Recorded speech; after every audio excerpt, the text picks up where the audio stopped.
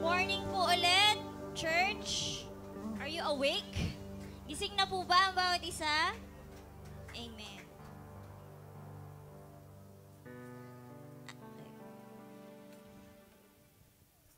So, bago po tayo mag-proceed sa ating church news and announcements, welcome po natin, welcome back natin itong mga taong ito. Si Jerome, si Princess, Giselle, and si Misael. Yeah, welcome back to church. It's good to see you again.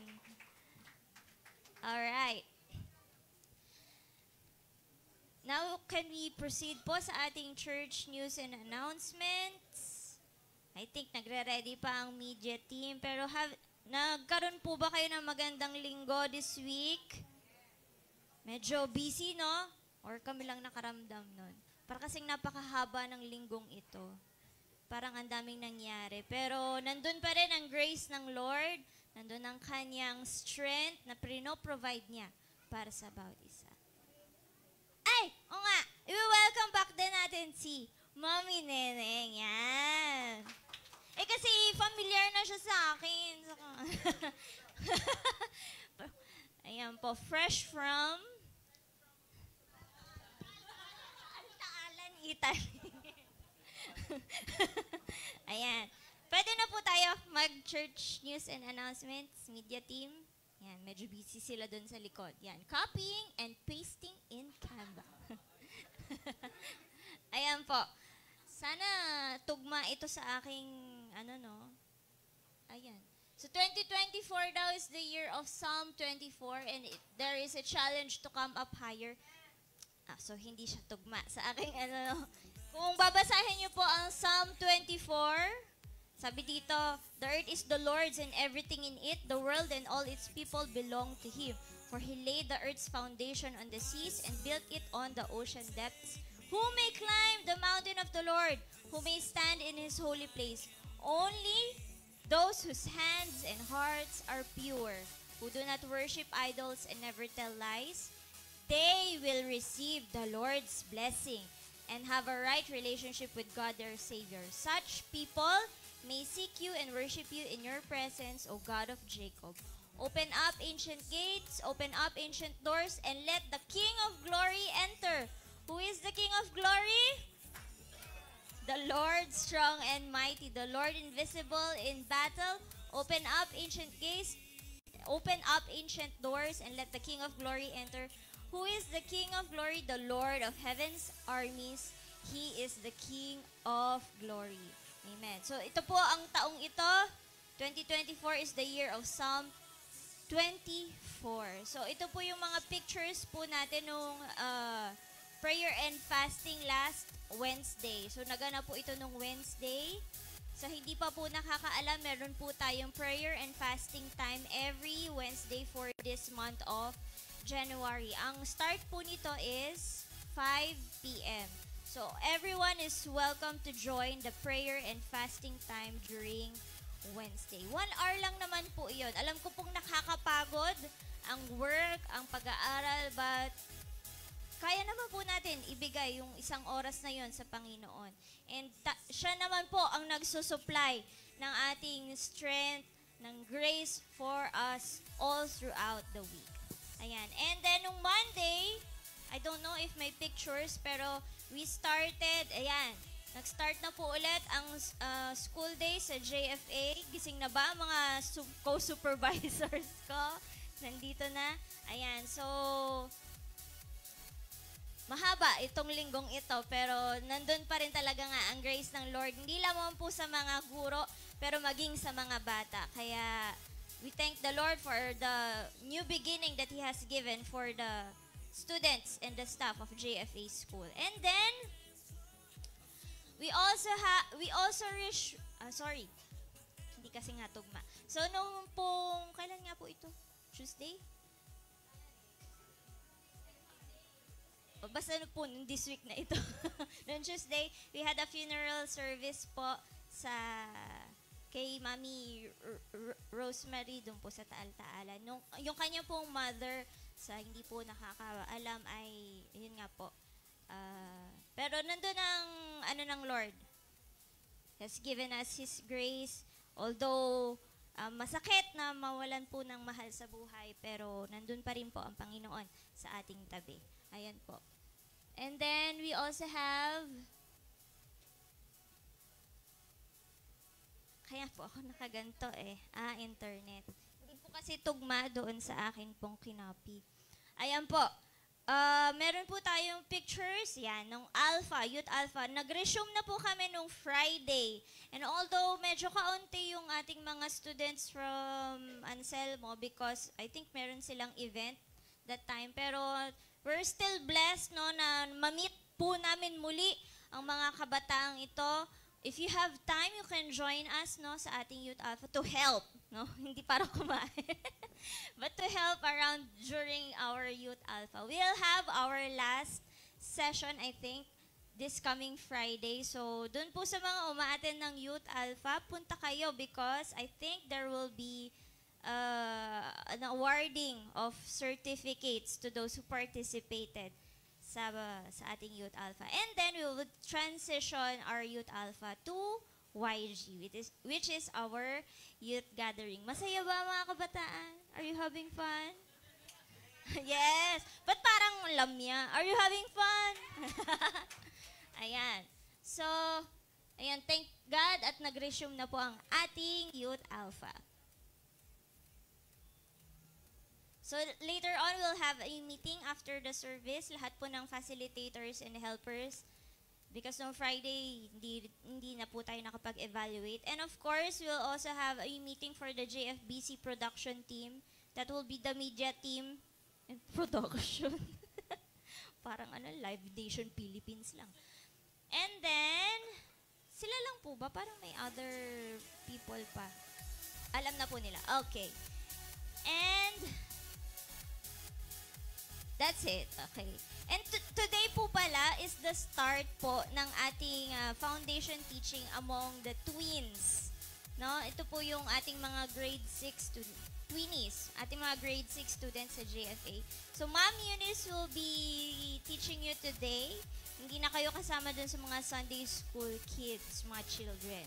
So, magiging excited na kayo dahil meron na kayong sariling class with Ma'am Eunice. And then for the next coming Sundays, may iba't iba kayong mga guro na mamimit. Ayan. So, today I'll be calling on the children dito sa harap so that we can dismiss them to their own Sunday school. Mga bata, pasok. Hi, Riri. Good morning.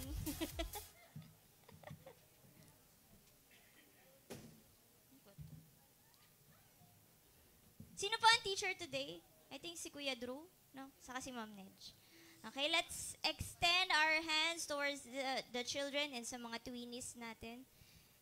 And let's pray for them. Lord, thank you for this day that you have given us. Thank you for the lives of these young people, Panginoon, na patuloy mong dinadala, Lord God, sa JFBC. Father, I pray, Lord, that as we dismiss them, Lord, to their Sunday school, I pray, Lord, that they will know more of you, Lord, sa mga lessons, Lord, that the teachers will teach them. I pray, Lord God, that they will discover, Lord, the plan and the destiny that you have for their lives. And we also lift up, Lord, the twinnies, Lord, who will begin their foundation teachings, Lord, today with Ma'am Eunice. I pray, Lord, that they will discover a new side of you, Panginoon, and they will just cherish you, not just as their Savior, Lord God, but also a lover of their souls, Panginoon.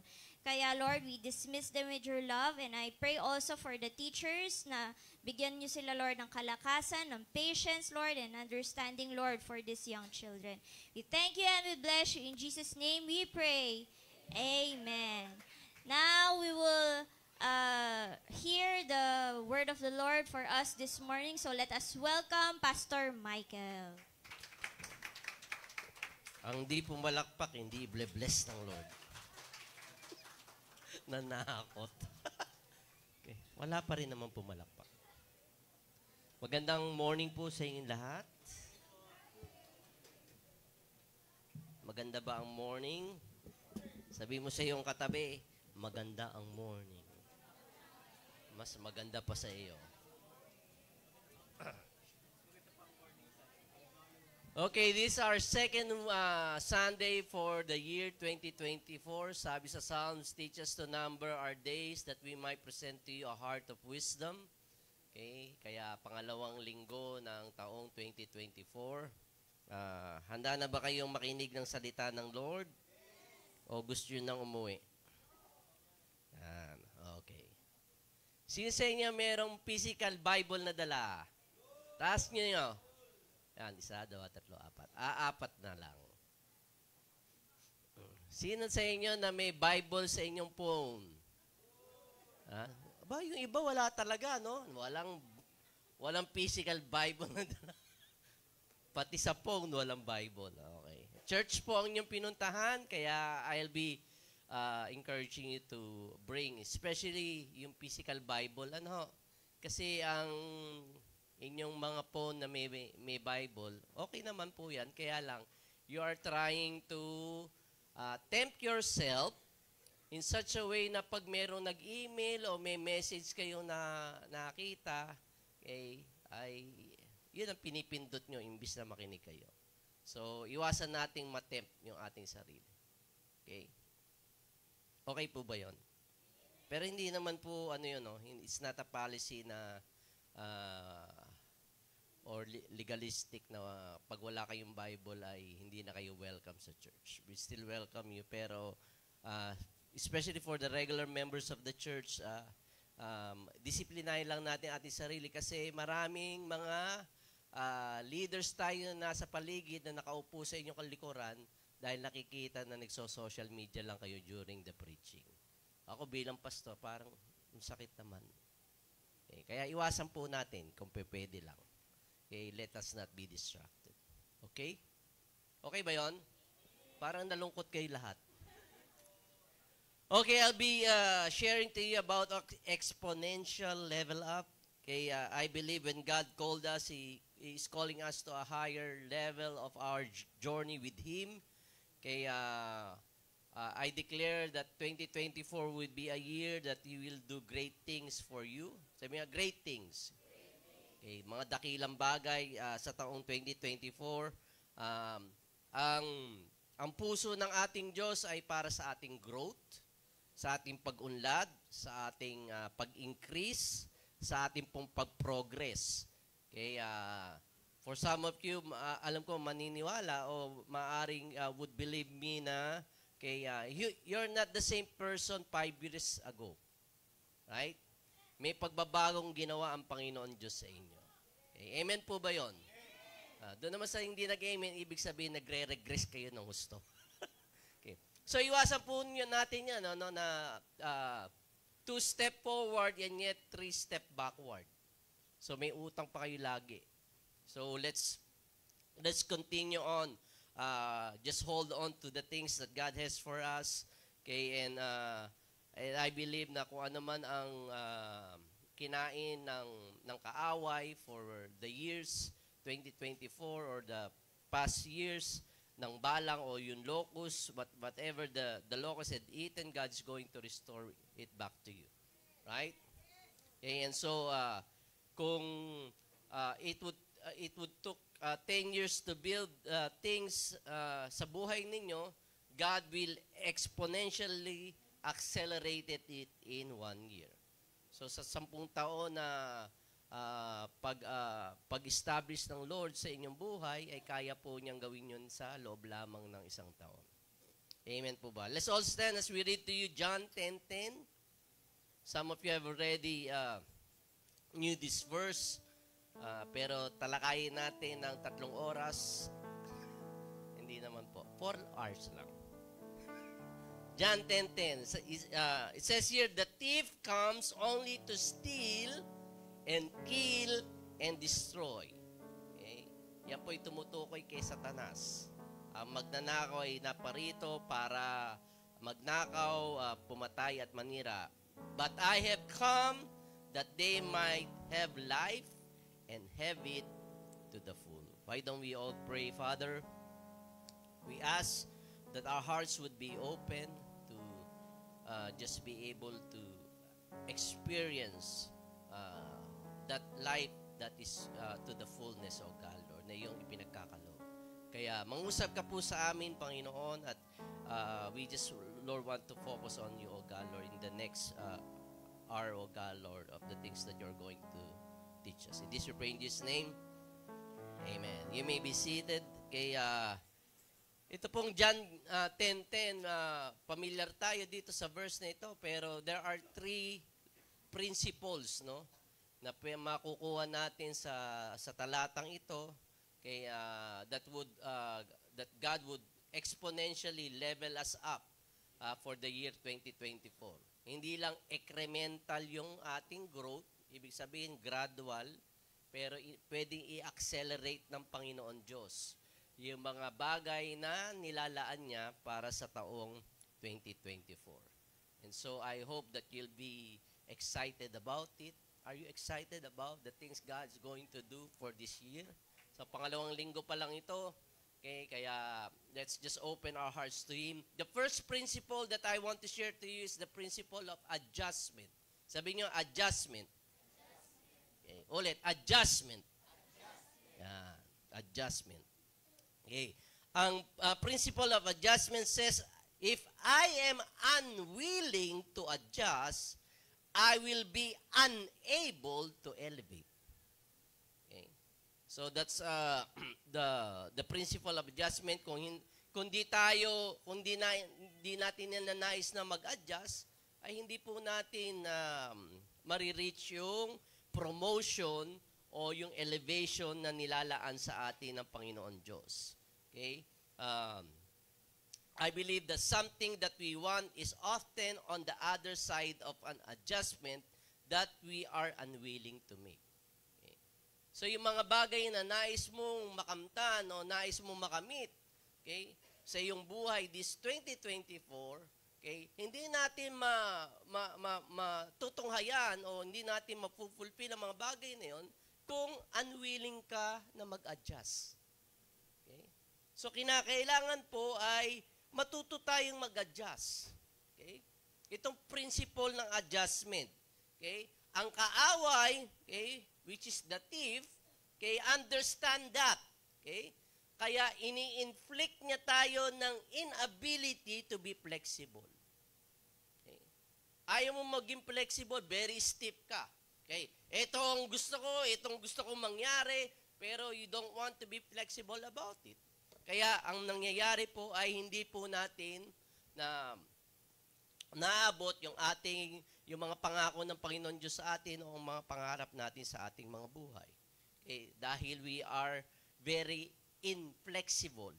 Okay, hindi tayo flexible o we are not willing, okay, to adjust. Kaya hindi tayo nag-a-advance. Walang progreso na nangyayari o pag-unlad sa ating mga buhay. Kaya, if you want to go further, since dito po na nagnanais na want to go further, okay, in this life, all of us, okay, nais po natin yun, no? Nais natin ng kaunlaran, nais po natin ng pag-unlad sa ating mga buhay, pero kinakailangan po matuto tayo ng prinsipyong ito. Okay? Na tayo po'y maging flexible. Dahil kung di tayo magiging flexible, walang elevation at walang promotion. Okay? Kaya we just have to make that, no? We must be able to learn that. At alam ng kaaway na kung ikaw ay magiging flexible, okay, kung ikaw ay matututong mag-adjust, okay, ay matutunghayan mo yung mga pangako o yung mga nilalaan ng Panginoon Diyos sa iyo. At ayaw ng kaaway na mangyari po yan. Mga bagay na yan. Kaya, let us not be hesitant to adjust. Okay? So, I believe that 2024 is for you to adjust. Right? Amen po ba? Okay? Ang membro ng Jesus Flock ay nag-adjust na sa ginaw ng church. Okay? Kaya natututo na tayo na magdala ng ating mga balabal. Ano? Okay? Nung time na dati wala pang aircon, okay, banas na banas.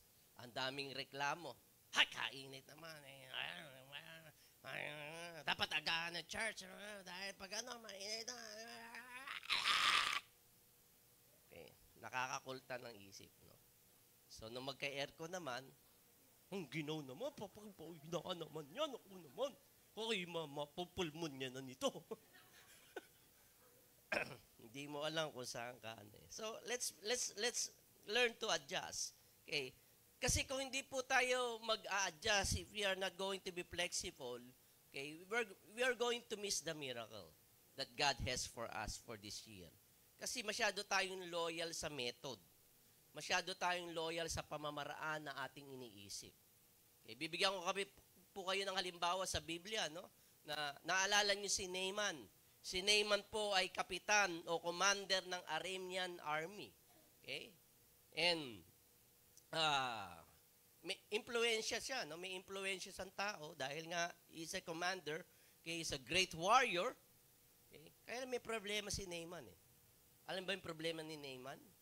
Okay? Meron po siyang ketong. Okay? May leprosy po siya. Okay? At ang isa pong alipin niya na naglilingkod sa kanyang palasyo ay in-encourage siya. Kayo po'y magpunta sa propeta ng Israel na ang pangalan ay Elisha. Kayo po'y ipapanalangin noon at sigurado po kayo ay gagaling. So, dahil nice ni Naaman na gumaling, siya po'y na-encourage at siya po'y nagpunta with all of his entourage. Okay? Pag ikay commander, marami kang mga alipores. Marami kang mga escort. Okay? Dahil pupunta ka sa propeta ng Israel. Aramean siya. Hindi naman siya kakampi ng Israel. Right? Okay. So, siya po yung nagpunta doon. Okay? And surprisingly, siya po yung nagulat. Dahil sa kanyang kaisipan, dahil ako ay taong ma-impluensya. Okay. May posisyon ako sa lipunan. Hindi lang ako ordinaryong tao. Kaya nung siya po ay dumalaw kay Propeta Elisha, okay, nagulat po siya dahil hindi man lamang po siya. Okay. Ibig sabihin, hinarap ng propeta ng Israel na ito. Kaya parang nainsulto siya. No? Okay. Ang pinaharap ni Propeta Elisha ay yung kanya ding alipin. Ito ang pasabi mo kay Naaman. Okay? So sabi ng alipin, Commander, pinapasabi po ni Propeta Elisha na kayo po ay magpunta sa Ilog Jordan at ilublob nyo ang inyong sarili ng 7 beses. Lalo siyang nainsulto. Okay? Sa binanggit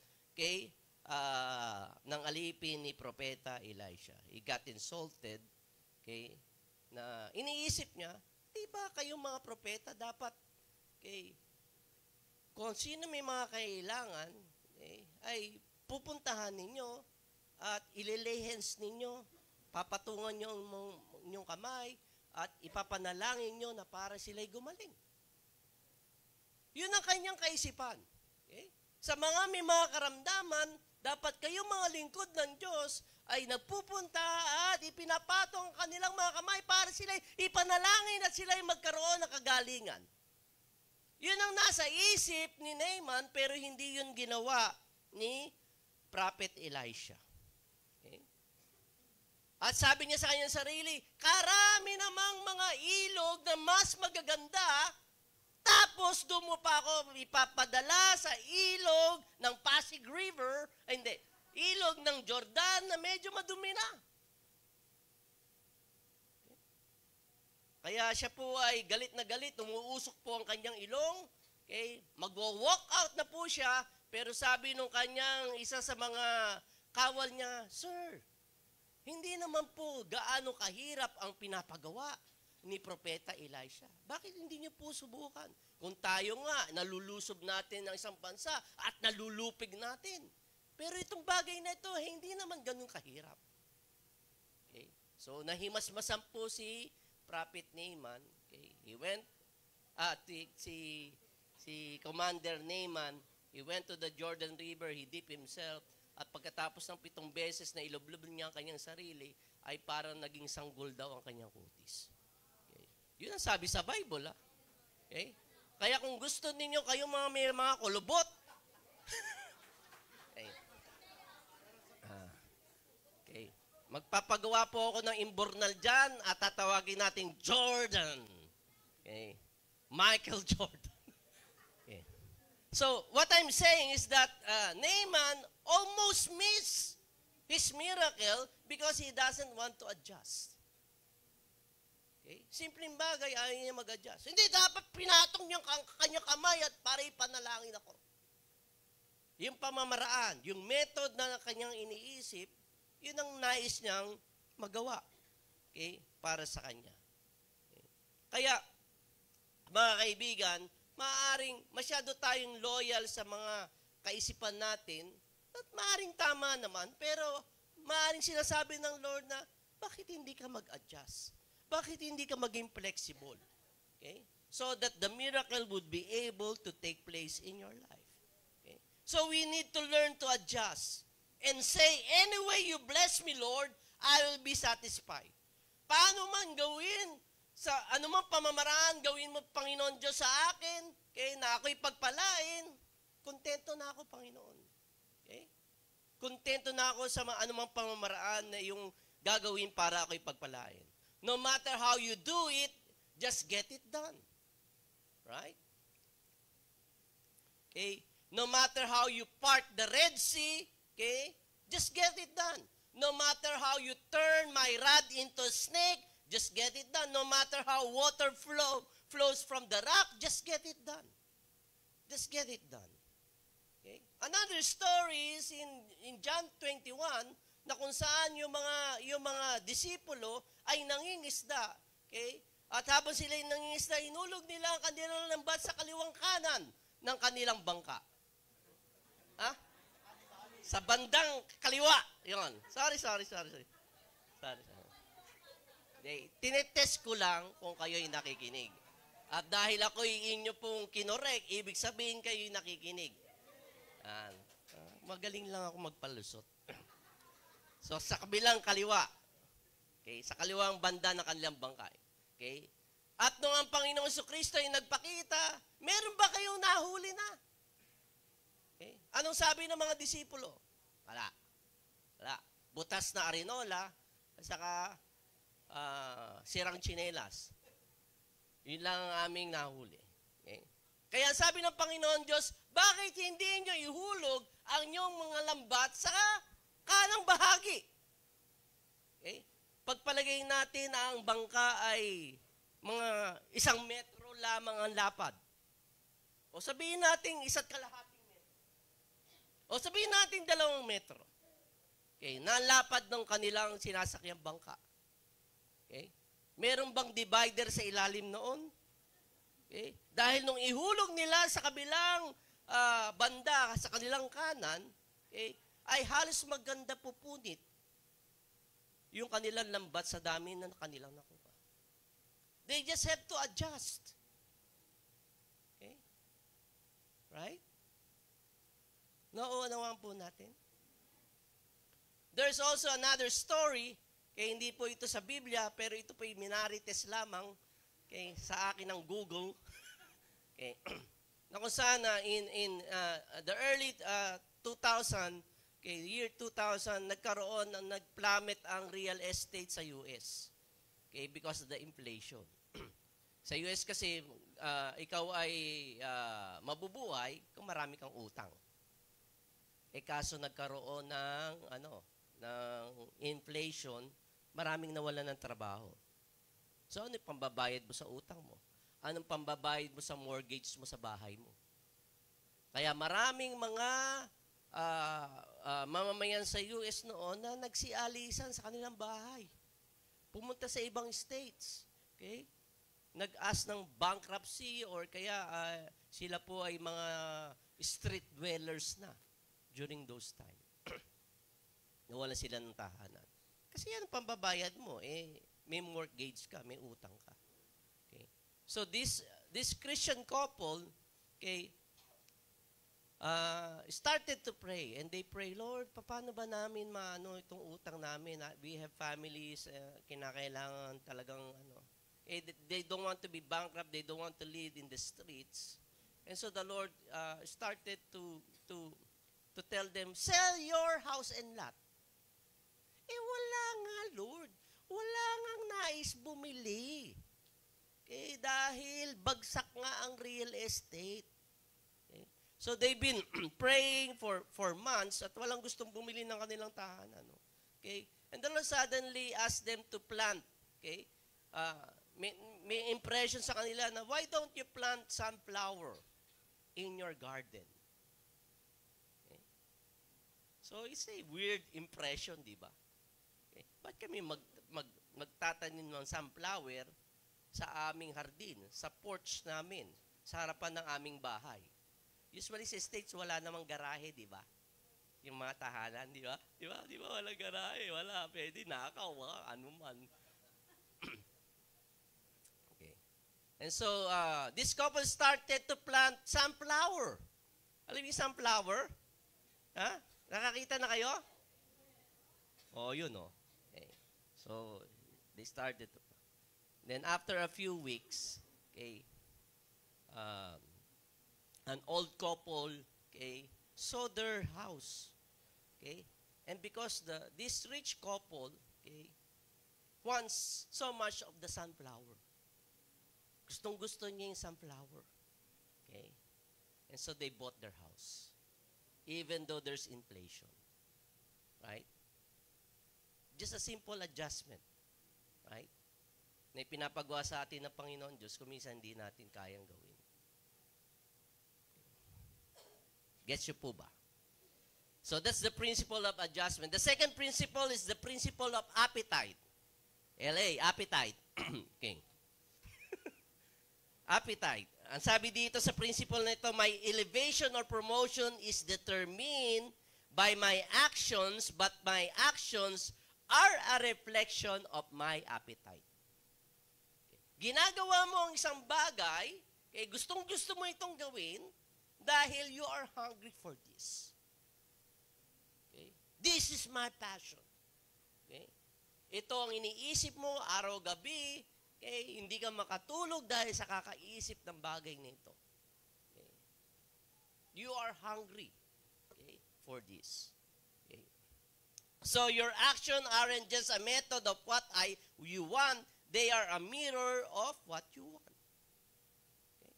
Itong nagre-reflect. Bakit natin ginagawa coming here on church every Sunday early morning? Samantalang iba nating mga kamag-anakan, nagliliwaliw. Why? Because we are hungry for God. We are hungry for His presence. We are hungry for fellowship with one another. Okay? Hungry ba kayo? Okay? Hindi kita, dapat nami-mirror, nare-reflect sa ating ginagawa. Okay?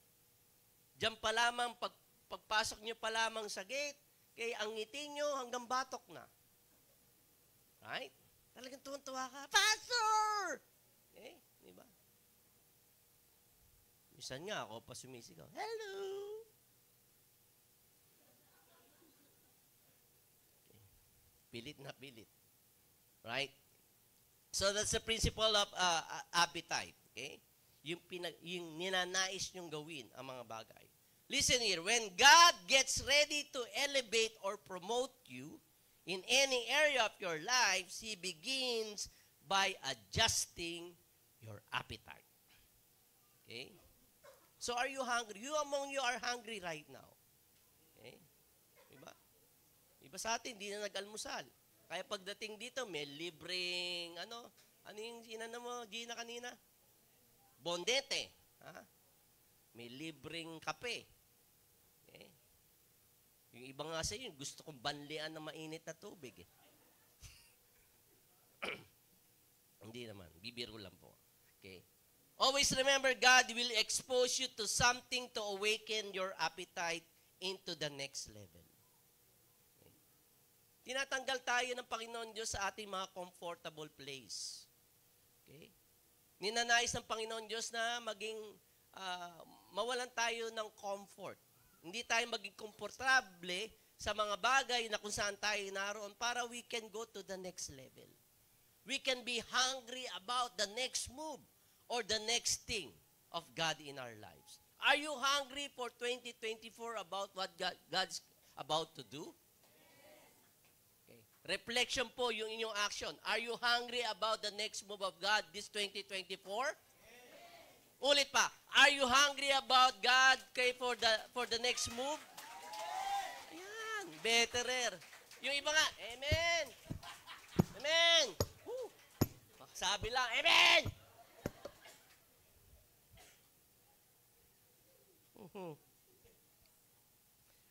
Once you are exposed, you cannot be unexposed. Okay? You cannot unexpose yourself. Okay? Pag may nakita kang bagay, okay, na nais ng Panginoon Diyos para sa iyo, okay, ang sasabihin mo, I need to have that. Gusto ko niyan. Okay? Gusto ko niyan. Ay, gusto ko niyan. Pag may na-inspire ka sa isang bagay o sa isang testimony, gusto ko rin mangyari yan sa aking buhay. Right? Na-expose ka na dun eh. Hindi mo na ma-unexpose ang iyong sarili sa ipinakita sa iyo ng Panginoon Diyos. Pero ang kaaway, nais niya mismanage yung ating exposure. Okay? Pag sinabing mismanage sa mga bagay na pwedeng gawin sa iyo ng Panginoon Diyos, ay nagiging jealous ka sa mga bagay na meron sila. Instead of being inspired by the people who made it, you became jealous about it. Naiinggit ka. Okay? Naiinggit ka. Uy, yung church na yun, meron na silang bus. Ha? Meron na silang service. Tayo, tricycle pa rin, oh. Eh, sisira-sira pa. Ayaw pa mag-start. Okay. So, nais ng kaaway na mainggit tayo sa mga bagay na iyon. Okay? Pero hindi dapat. Okay? Huwag natin kainggitan kung ano yung kanilang naabot. Okay? Because God has something for you. Okay? Not for the things that they have, okay? But God has something for you. Okay? Right? Kaya tayo po'y kinakailangang maging maingat din sa mga bagay na ito. Kung hindi natin ito na-understand, nakukonfuse natin na yung appetite natin ay pagkainggit lang. Dala lang ang pagkainggit yan. O yung iyong kagustuhan, yung hunger mo for something, ay dala lang ng yung pagiging greedy. Okay? Pag hindi mo na-understand ang mga bagay na yon, okay? Sometimes it's not greed, but it is God. Kung minsan hindi ka naman talaga greedy. Okay? It comes from the Lord. Sabi sa Philippians 2:13 says, for it is God who works in you to will and to act in order to fulfill His good purpose. Minsan ang Lord na nagbibigay ng desire, ng hunger sa inyo, okay, to attain something in your life. Okay? Hindi na po pagkainggit yun. Okay? Even David says in Psalms 37 verse 4, ano sabi ni David? Take delight in the Lord, and He will give you the desires of your heart. Okay? Sometimes we put the Lord's promises out of context. Ano lang ang gusto natin dyan sa verse na yan? Okay? Yun lang, yung second part, He will give the desires of your heart. I want a boyfriend, girlfriend. Sabi ng Lord, He will give the desires of your heart. Eh. Pero merong may condition yan. You need to take delight in the Lord. Okay? Kung di ka nadidelight sa Lord, sarili mo lang gusto yun. Okay? Na hindi timing ng Lord, hindi napapanahon. Right? Kaya this church encourages the young people, okay, to finish first their studies. Pagtapos ka na, sige, kahit ilang boyfriend gusto mo. Yung anak ko, sabi ko, mag-boyfriend ka na. Tapos na eh. Ay, nako. Ay. Right? Pero doon sa mga nag-aaral pa, please. Not unless na sure na kayong dalawa. Not unless na hindi kayo magkakasala bago kayo ikasal. Okay. Kung yung mapapangako ninyo, go. Okay. At kung kayo sure sa isa't isa, go. Hindi ko kayo hahadlangan. Okay? Kung may pangako ang Panginoon Diyos sa inyo, na inudyakan kayo, na yun ang appetite na binigay sa inyo ng Lord,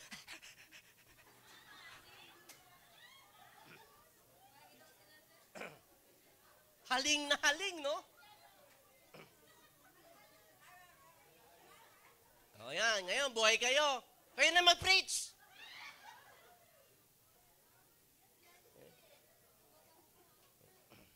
Hindi naman po kasalanan na kayo magkaroon ng boyfriend o girlfriend. Hindi po. Okay. Wala po sa Biblia yun. Ang importante lang, sure kayo. Ako bilang pastor ninyo, nagbibigay lang po ako ng payo na kung maaari, okay? Kung maaari, wag muna. Okay? Kung kayo tapos na, go. Okay? Right? Pero habang hindi pa tapos, bigyan nyo muna ng honor o paggalang ang inyong mga magulang. Tatay, nanay, salamat, pinag-aral nyo ko. Alam kong hindi nyo lang inuutot yung tuition fee ko. Oh, hindi. Ibig sabihin, pinaghihirapan ng magulang ninyo eh. Salamat po at ako'y pinagtapos ninyo. Ibang parents dito nag-abroad para lamang makapagtapos sa kanilang mga anak. Pero yung mga anak, pabanjig-banjig lang.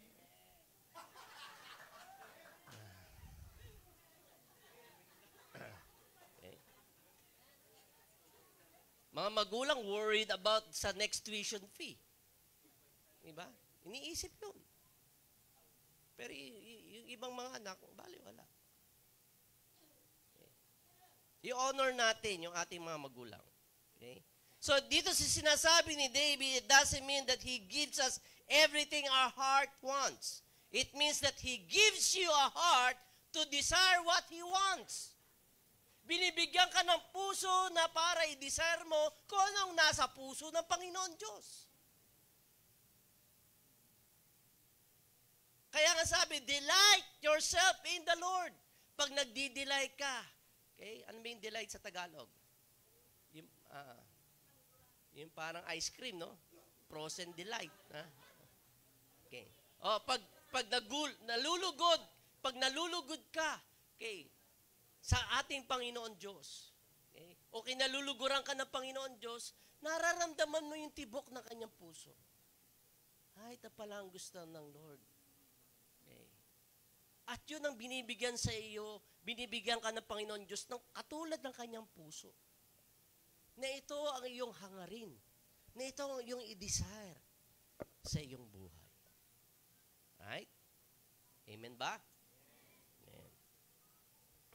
So ito'y, binibigyan ka ng Lord ng unique desire that in line with your destiny. Okay. Kasi yung gusto mo, maaaring di ko gusto. Right? At yung ayaw ko, maaaring gusto mo. May unique tayo, hindi naman tayo pare-pareho, di ba? Right? Di ba? Right? Ewan ko lang doon sa iba, parang pare-pareho ng gusto. Kaya nag-aaway-aaway sila. So, I want those things in my life because He wants it for me. Okay? Itong dinidesire ko sa aking buhay dahil itong dinidesire ng Panginoon Diyos para sa akin. Hindi ako nakikipag-covet. Okay? Na kung anong gusto mo, yun yung gusto ko. Diba? Kaya nag-aaway-aaway, di ba? Yung mga bata, ganyan, di ba, mga batang isip? Right? Di ba? Punta kayo sa Sunday school. Okay? Nung nagpalabas ng isang kahon ng laruan, kaya pupunta yung isang bata, kukuha ng laruan, tapos yung mga, inggitero at inggitera, mga bata, kung ano yung hawak sa akin yan, gusto ko yan! Yung para tayong mga bata. Right? Wag pong ganon. Okay? Dahil mayroong ibang nilalaan ng Panginoon Diyos para sa atin. Isa pang halimbawa, si Hannah. Kilala ba si Hannah? Okay, yung taga doon. Si Hannah sa Old Testament na, Nino? Oh, yan. Kita nyo. Buti pa si Gina alam. Okay. Si Gina.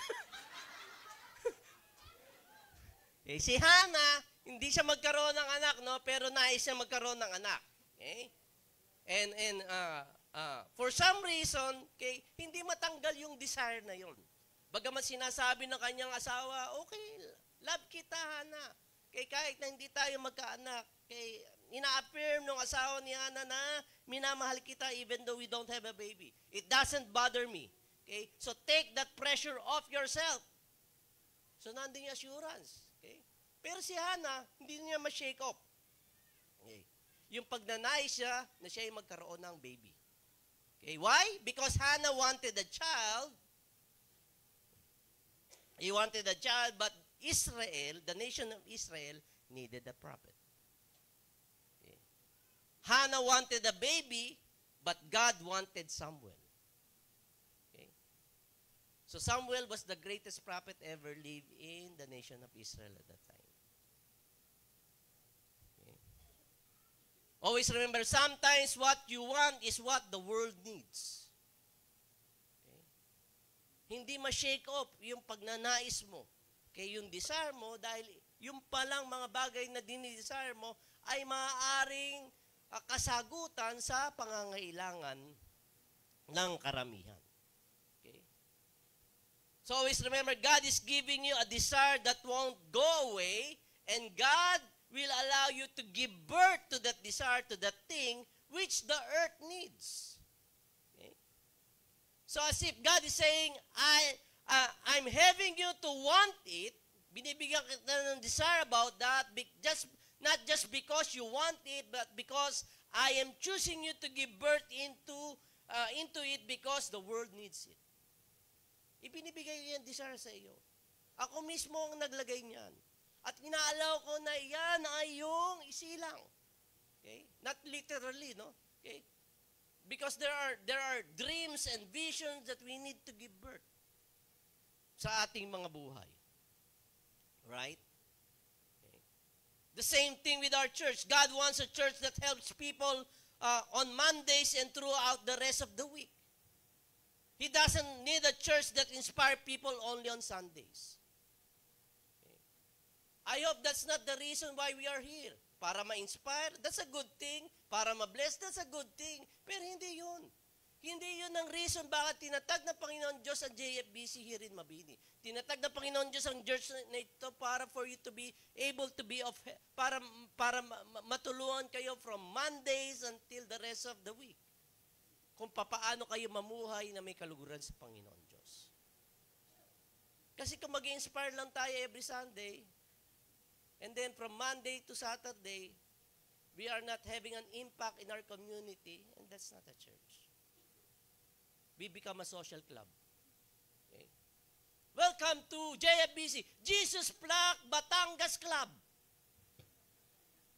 So that on Sunday, you'll be blessed, on Sunday, you'll be inspired. And the rest of the week, you live on your own. That's not the reason. Okay po na ma-inspire tayo. Okay po na ma-bless tayo. Pero it's more than that. It's more than that. Okay? So don't fall into a routine of doing church. Okay? Kasi nagiging religious na lang ng ating pag-attend. Okay? Pagdating nyo ng inyong classroom, ng inyong eskwela, hindi naman kayo nagiging impact, hindi naman kayo nagiging blessing sa mga classmate nyo. O maging sa office mate nyo, wherever God sends you, okay, let's make an impact to the world. And the third principle is the principle of agitation. Sabi yung agitation. Okay. Yung pagkainis. Okay. Tingnan nyo yung katabi ninyo. Naiinis ba na kayo ang katabi? Na-agitate? Liga-liga. Tingnan mo si Dave, oh. Wala pang tulog, kawawa naman. Salamat, Dave. Love you, Dave. Okay. Anong sinasabi sa principle of agitation? God will create a divine dissatisfaction with what you have in order to create a desire for what you need. Okay. So, nililiglig kayo ng Panginoon Diyos. Okay? Sa mga bagay na meron na kayo, okay? para ma-dissatisfy kayo dyan and for you to create, for God to create a desire for what you need. Okay? Hindi po ito pagiging ungrateful or unappreciative. Okay? Sa mga bagay na ipinagkaloob na sa inyo ng Panginoon Diyos. Okay? Ang tawag po dito ay holy discontent. Sabi nga, holy discontent. Kasi pag discontent lang, walang holy, masama ang dating, di ba? Okay. Ibig sabihin, okay, may kaloob na nga ang Panginoon Diyos sa inyo, gagalit ka pa. Hindi ka pa thankful, di ba? Mana na naman, mana ng mana, mana ng mana. Okay, umaga, tanghali, gabi, mana. Di ba sa Israel? Remember, during the wilderness season ng Israelites, anong pinakain sa kanila ng Lord? Mana. Puro na lang mana, mamanas na ako niyan. Okay. So, kinikreate ng Panginoon Diyos ang tinatawag na holy discontent. Okay? Kung minsan, God is sending a friend on your doorstep. Okay? Itong friend na ito will knock on the door of your homes, of your house, okay? At ang friend na ito ay tinatawag nating frustration. Okay? Nagpapadala ang Lord ng frustration. Okay? That's going to knock on the door, okay, of your hearts. Okay? And when you open it, frustration. Okay? Na kung saan you become frustrated with a problem which may be an indication that God uniquely created you to solve such problem. Right? Naintindihan niyo po yun? Hindi ko nga naintindihan, ulitin ko. Nakakalimutan ko na eh. Okay. We become frustrated. Na-frustrate tayo. Okay? Sa isang problema. Okay? Na sitwasyon na nangyari sa ating buhay. Okay? At pag yan ang nangyari, okay, yan yung na-experience nyo, yan po ay indication, okay, na kung saan God uniquely created, okay, you for that problem. So, nakarating ang problema sa iyong sitwasyon dahil ikaw ay create ng Panginoon Diyos para isolve yung problemang yan.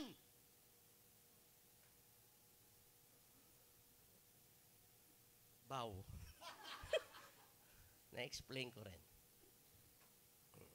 Right? Naalala niyo si David?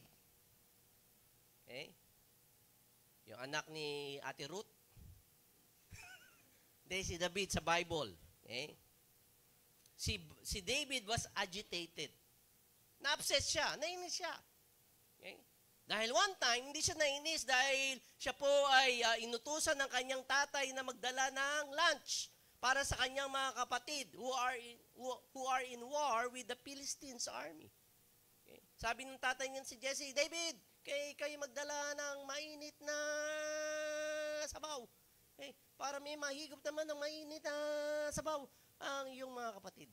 Okay? So si David was there, okay? He went there, and nung nandun na siya, may standstill, di ba? Okay? Nandun sa camp yung mga Philistines at dito nasa camp ang mga Israelites, standstill. Okay? And then all of a sudden, okay, habang binibigay niya yung lunch sa kanyang mga kapatid, narinig niya. Narinig niya. Alam niyo kung yung narinig? Basta may narinig siya. Hindi ko sasabihin. Okay. Narinig niya ang isang malaking higante. Kaya nga higante dahil malaki. May maliit pang higante. Narinig niya isang maliit na higante. Ibahin naman natin. Okay. Okay. Isang malaking higante, okay, na nagtutungayaw. Okay. Nagsasabi ng mga di ka nais-nais salita laban sa hukbo ng mga Israelita. Tinutuya niya ang mga Israelita. Kayo, mga duwag kayo, ayaw niyo lumaban. Okay. So tinatawag na ang army ng Israel ay mga duwag. Kaya nung marinig ito ni David, okay, alam niyo narinig ni David? Okay, narinig ni David at siya po'y nainis.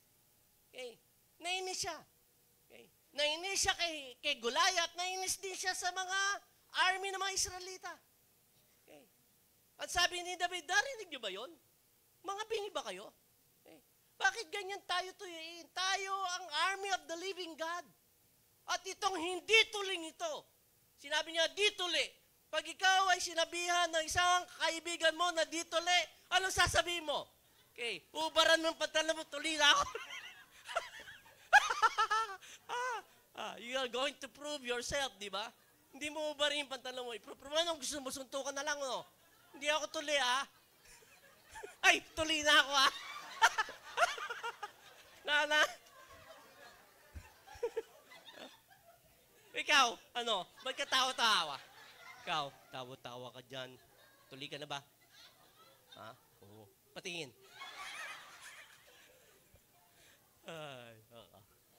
Ay, yun na lang, gandun na lang. Okay. So, sinabihan niya yung mga hukbo ng mga Israelita, ano ba kayo? Mga bingi ba kayo?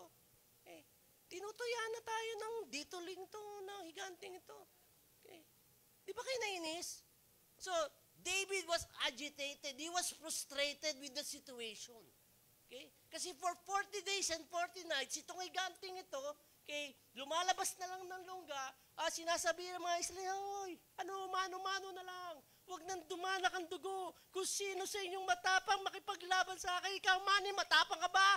Pumarito ka. Ikaw, kayong mga nasa likod, ikaw, lalo na ikaw, Maya. Okay. Alam kong malaki at tao ka, pero lumapa ka, halika dito! Pinersonal, no?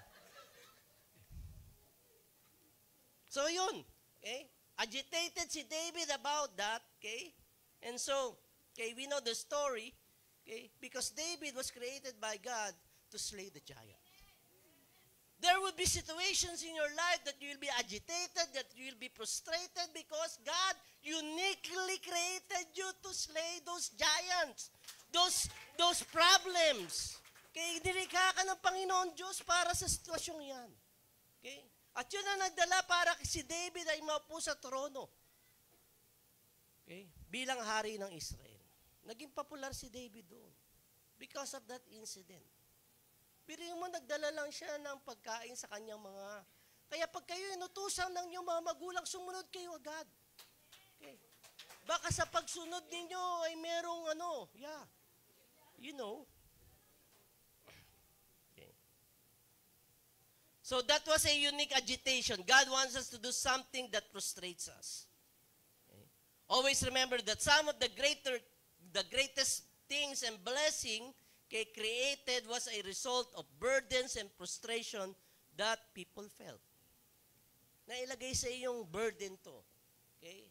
Agitated ka, frustrated ka about it, and then you started to discover na ikaw ang ni-raise up ng Panginoon Diyos para isolve yung mga problemang iyon.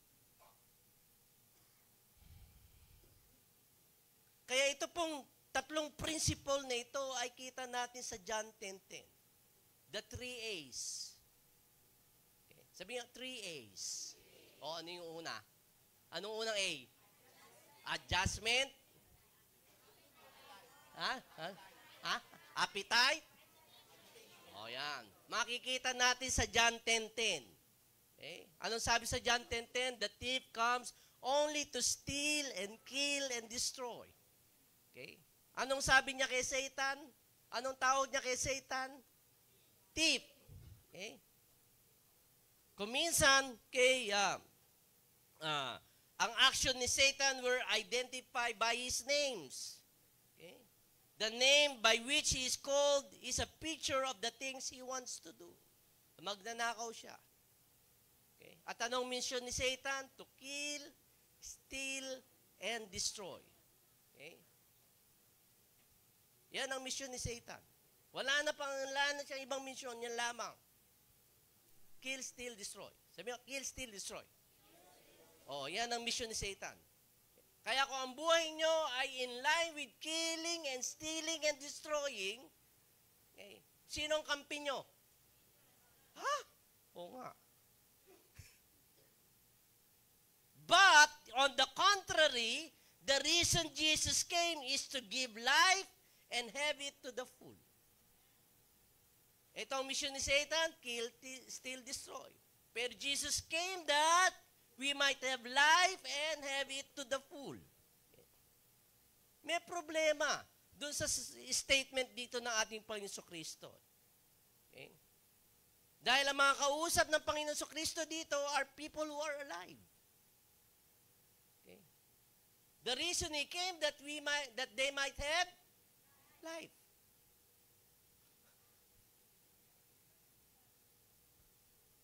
I'm still alive. Why would Jesus tell that to me? Okay? I'm still breathing. Okay? Dahil ang ginamit po ng Panginoon Kristo dito ay hindi yung term na bios, na kung saan ay na-get natin yung salitang biology. Okay? Which means life also. Ang ginamit ng Panginoon Kristo dito ay yung Zoe. Z-O-E. Zoe. Zoe refers to the God kind of life. Okay? Life that God intended. A life where God is in charge. Okay? I have come that you might have Zoe. Hindi bios ang kanyang ginamit, no? Okay? At anong Zoe? Yan ang definition ng Zoe. Okay? Sa ibang translation, ang sabi ng Lord that you might have abundant life. Sabi nga, abundant life. Not abundance in life, but abundance of life. Okay. Kung kaya po ay may mga maraming material na bagay sa inyong buhay, bonus na lang yan. Okay. Kung meron kayong lupa, bahay, kotse, at kung ano-ano pang mga material na bagay na meron kayong iPhone 55, kung wala pa man yan at meron na kayo in advance, okay, those are bonuses. Okay. Hindi lang po material na bagay ang sinasabi dito. Okay, not abundance in life, but abundance of life. Okay? Meaning the quality of life that is rich with things that cannot be acquired or obtained independent of Jesus. Okay? Hindi mo ito makukuha kung wala si Jesucristo sa iyong buhay. Yung quality, sabi mo quality. Okay? It's not about the quantity. Okay? What matters to God is the quality of life here on earth. Hindi kung gaano katagal ka mabuhay dito sa ibabaw ng mundo, hindi. Kung ipinamuhay mo yung kalooban niya dito sa ibabaw ng mundo. That's what matters to God. Okay? Jesus is talking to people who are alive. Okay? Kaya sinasabi ng Lord, you might have bios, okay, but don't have Zoe. Okay. So I want you to have Zoe. Okay. Abundant life. Okay. A life that God intended for you to live. Kaya bilang hamon po, bilang challenge, Maestro, challenge na. Okay, baka tulog eh. The reason Jesus came, okay, He came so that you might have life. Life to the full. Okay? Na sa palagay natin, it doesn't existed until God exposed you to it. Para sa tingin mo, parang wala namang Zoe before. Parang bios lamang. Okay? It doesn't exist. And yet God is exposing you. Okay? So when God exposed you to that, okay, God is saying, I want you to have a holy dissatisfaction with bios, okay, so that you might have an appetite for Zoe. Ma-dissatisfy tayo sa bios kind of life. Para magkaroon tayo ng desire at appetite for Zoe. So God is saying that this is not just for people who are alive, but for people who are religious. Hindi lamang yung mga tao na kausap niya dito na alive, pero people who are religious. Okay? Same thing with us. We became religious about the Word of God, about coming to church. Okay? So the thief comes. Okay? Yung magnanakaw ay naparito to kill, steal, and destroy. At tayo bilang mga religious, inaakala natin exempted tayo sa pagnanakaw ng kaaway sa ating buhay. Hindi po tayo exempted. Okay. Dahil sinasabi ng ating mga kaisipan, mas magaling naman ako kaysa dyan. Ako na may mas malapit sa Panginoon Diyos. Ako na may nagsisimba tuwing linggo. Ako na may nagre-read ng Bible. Ako na may nananalangin. Kung minsan may ganun tayong thinking, okay? Na inakala natin, exempted tayo, okay, sa pagnanakaw ng kaaway sa ating buhay. Listen here, we are robbed not for what we have, but the enemy took it before we even got it. Nakuha niyo po? Okay? Ulitin ko, we are not robbed not for what we have, okay, but the enemy took it before we even got it. Okay? Ninakaw na niya bago pa lamang tayo magkaroon ng chance na ma-experience yun.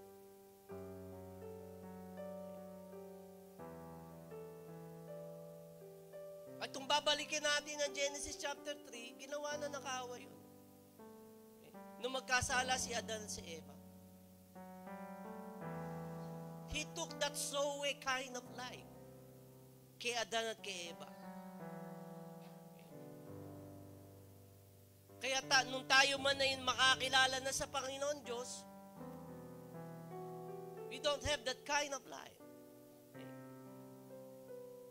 Kaya kung tayo po ay nag-iisip, okay, at inilalagay natin sa ating mga kaisipan that we think that okay, life is good, okay, and you're just pertaining to bios, the bios kind of life. Kaya ano kaya mangyayari kung tayo po would be able to step into the Zoe kind of life? Ano kaya meron sa Zoe kind of life? Sa Zoe kind of life ay naroon ang pangako ng Panginoon Diyos that peace that passes all human understanding. Look at that. Peace that passes all human understanding. The Zoe kind of life is wherein there is a joy unspeakable.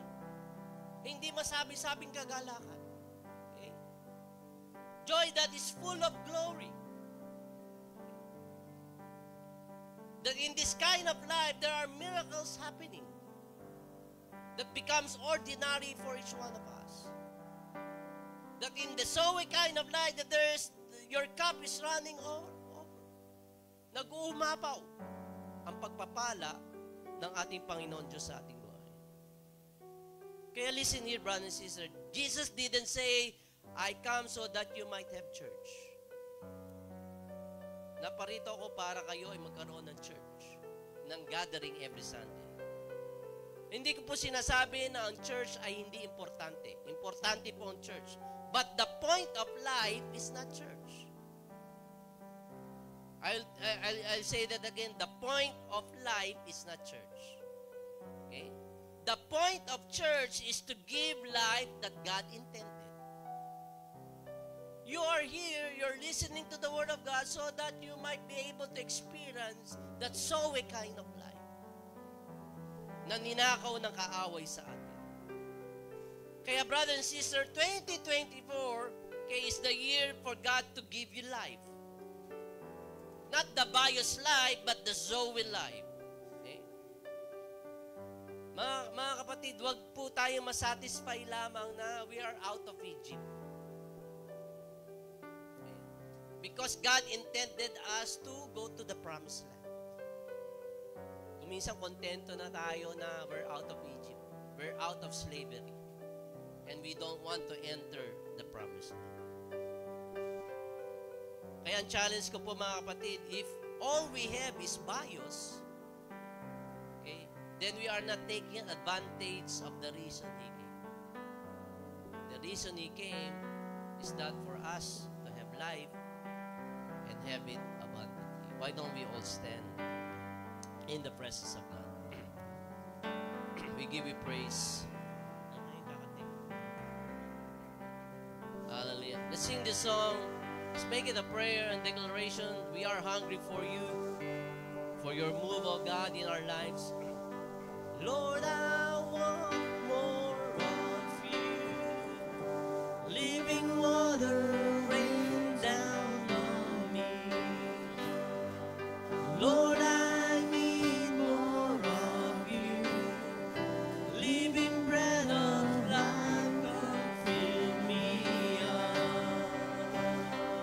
Sing again, Lord, I want more of you. Lord, I want more of you. Holy Spirit, rain down on me. Lord, I need more of you. Living bread of life, come fill me up. We are hungry. We are hungry. We are hungry for more of you. We are thirsty, oh Jesus. We are thirsty for more of you. If you're hungry for God, if you're thirsty for God, sing it with all of your heart. Lord, I want more of you. Lord, I want Make it a prayer. of you. Living water rain down on me. Lord, I need more of you. Living bread of life, come fill me up. We are hungry, Lord. We are hungry. We are hungry for more of you. We are thirsty. We are thirsty Oh, for you, Jesus. Jesus, we are thirsty for more of you. We are hungry. We are hungry, Lord. We are hungry. We are hungry for you. We are hungry for more of you. Declare, we are thirsty. We are thirsty. Oh, Jesus, we are thirsty for more of you. We lift our holy hands. Come on, lift your hands. We want to touch you. We lift our voices higher and higher and higher to you. Say again, we lift our holy hands up. We lift our holy Reach out to you. We want to touch you, Lord. want to touch you. We lift our voices. We lift our voices higher and higher and higher to you. We lift our holy hands. We lift our holy hands up. We want to touch you. We lift our voices. We lift our voices higher and higher and higher to you. We are hungry. We are hungry. We are hungry. We are hungry for more of you. We are thirsty, oh Jesus. We are thirsty for more of you. We want more of you. Who among you wants more of the Lord right now? Just lift your hands. Just lift your hands. Come on. Just lift your hands. Just lift your hands. Let it be a reflection of your action right now. Lord, we want more of you, O God, Lord. Panginoon, tulungan mo ako na ipakita to sa aking mga gawa, sa aking mga kilos. We want more of you in our lives, O God, Lord. Sawa na kami, Lord, sa bias kind of life, Panginoon. We want, Lord, the Zoe kind of life, oh God, Lord. In our hearts, oh God. In our minds, in our soul, Lord. In every aspect of our life, Panginoon. Lord, we want the abundance, Lord, of your Spirit, Lord. Just flowing and working, Panginoon. Lord, inihiling ko, Lord, as we lift our hands to you, Panginoon. Lord, we empty first ourselves so that you are going to fill us up, oh Panginoon. Lord, excited kami sa maaari mong gawin, Panginoon, sa aming mga buhay dahil ikaw ang Diyos na buhay na lumikha ng langit at lupa. At sa iyo, Panginoon, walang imposible, Panginoon, mapangyari, Panginoon. Ang mga bagay, Panginoon, na kinakailangan dekadang gawin, Panginoon, you can do it, Lord, in a split second, oh God. You can do it, Lord, suddenly, Lord. You are going, Lord, to accelerate things, Lord, in our life this 2024, Panginoon. restorations, oh God, Lord, that's going to happen, oh God. And we believe that. We receive that in our spirit right now, Panginoon. Lord, ang anumang, Lord, Espiritu, Lord, ng kaisipan na we are victimized, oh God. Lord, papalitan mo ito, Panginoon, ng Espiritu that we are victors in you, oh God, Lord. Na kami higit na mananagumpay sa iyo, Panginoon.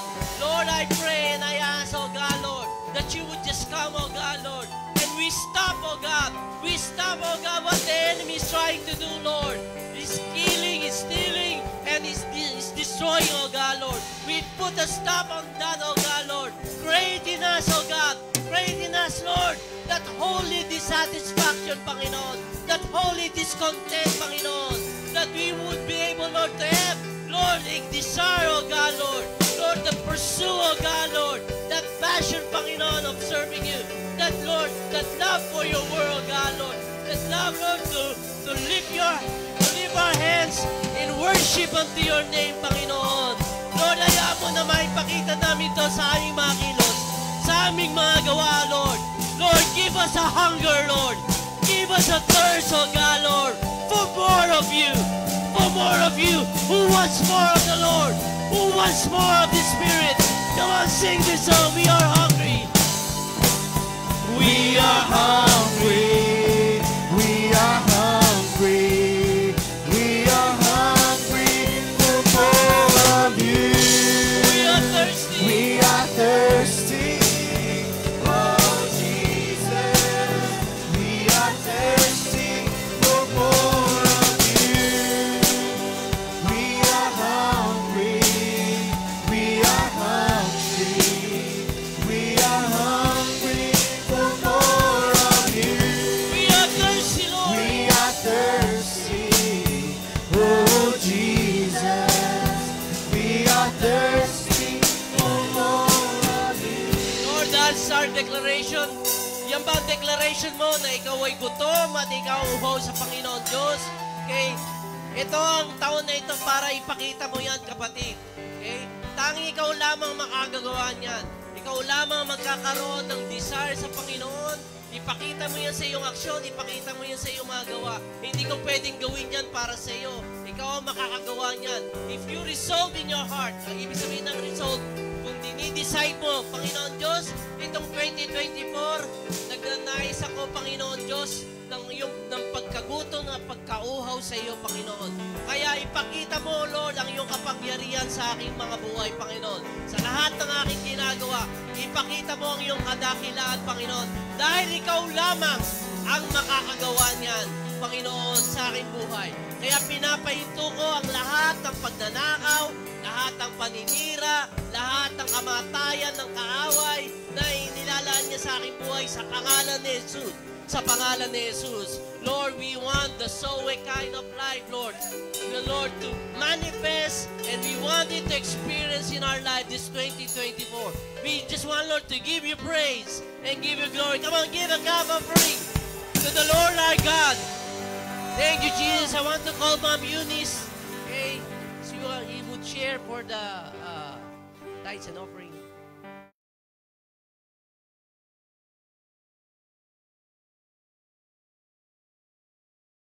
Lot and building project by giving the amount indicated below. So you just check one and then write the amount weekly or monthly. So you pray really hard, no? So not necessarily na pwede na ilalagay nyo today, but if you're being led to do it, gawin na po natin, ano? Pwede naman ho natin i-renew yan next week. No, kung sa tingin nyo, ay, mali po yung naisulat ko, babalik ko ho. Okay, so just write your name. Wala kasi nakalagay ko na name dyan, ano. But, syempre, ibabalik nyo naman siya sa envelope, which is, kasama dito yung inyong, bakit wala yung tithes and offering? Tithes and offering. Yan. Malaki na siya. Kasi malaki na rin yung envelope. Okay, tapos meron diyang blank for your prayer request. Don't forget your prayer request. Pinagpipray ho namin talaga yan. Ang aming staff, we have morning devotions and we pray for your prayer requests. Okay? So, ito po, ikakat ninyo doon sa slant na yan, and then you will return yung blue part, sa inyo po yung yellow part, para reminder na meron po kayong monthly pledge or weekly pledge. Amen po ba? So let's prepare our wallets and our hearts as we give our tithes and offerings and also our pledge cards.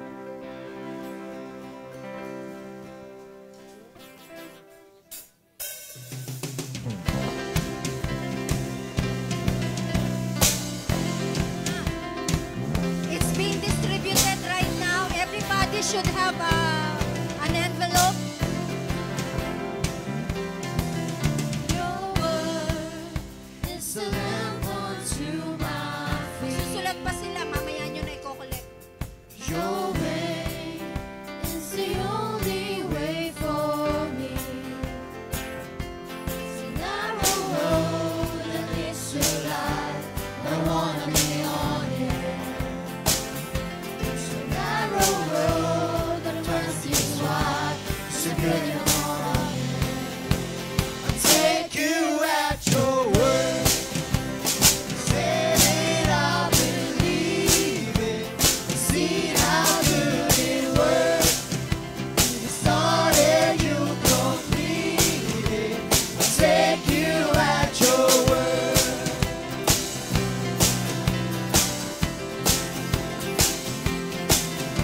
You spoke, and the chaos fell.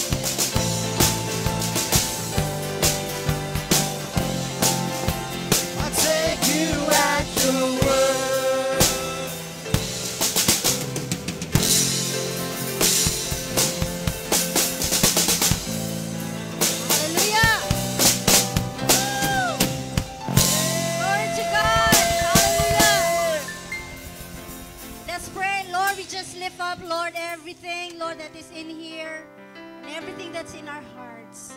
Lord, we just give fully to you, Lord. Allow us, Lord, to have this opportunity to give cheerfully, Lord, the kingdom of God. And I know that your hand is not too short to reach us, Lord.